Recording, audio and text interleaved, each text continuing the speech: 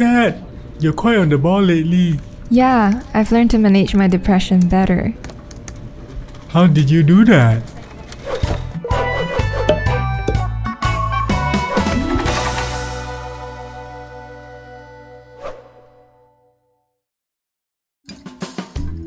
In the last episode, we learned about depression. Now, we can explore a few ways to manage it. Let's welcome Kat to walk us through this. Oh, hello. Depression is not as scary as we think if we know how to manage it. I remember a Japanese movie that described depression as a cold of the heart. As long as you know how to manage it, you gradually recover and get back to your peaceful self. There are generally 3 ways to manage depression. Manage it on our own, manage it with other people, and manage it with mental health professionals.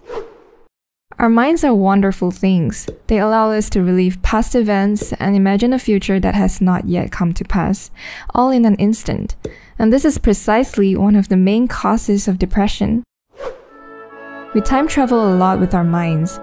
If we keep traveling to a happy past and future, we'd generally be more positive.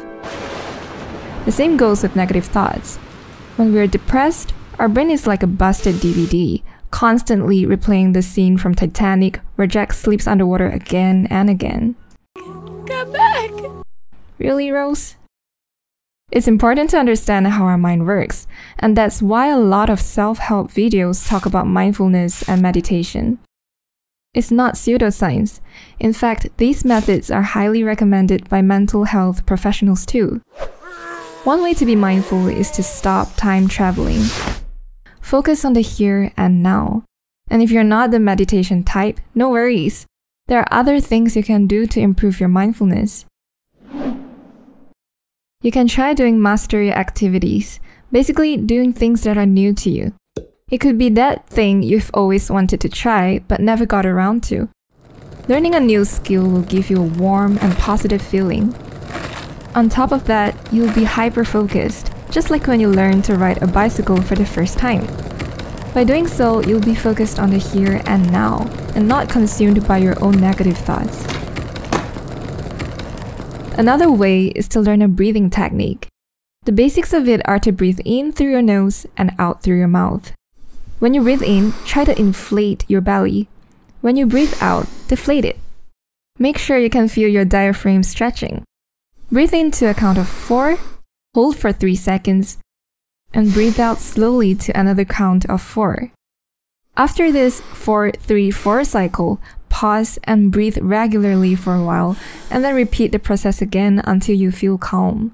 I like to do this on my sleepless nights while I'm in my bed.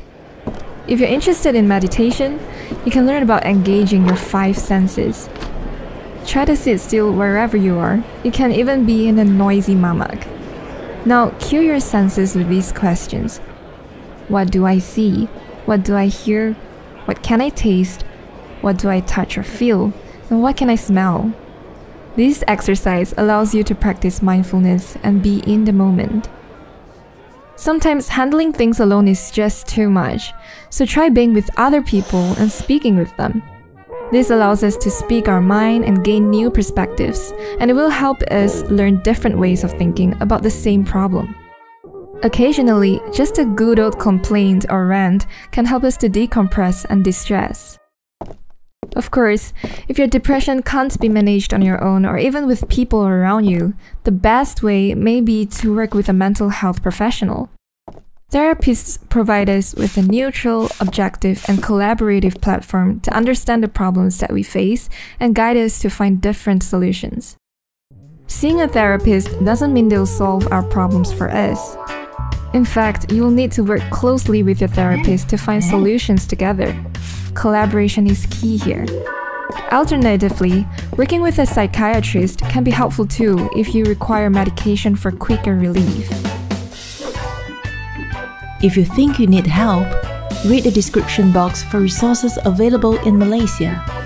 We wish you all the very best on the journey of recovery.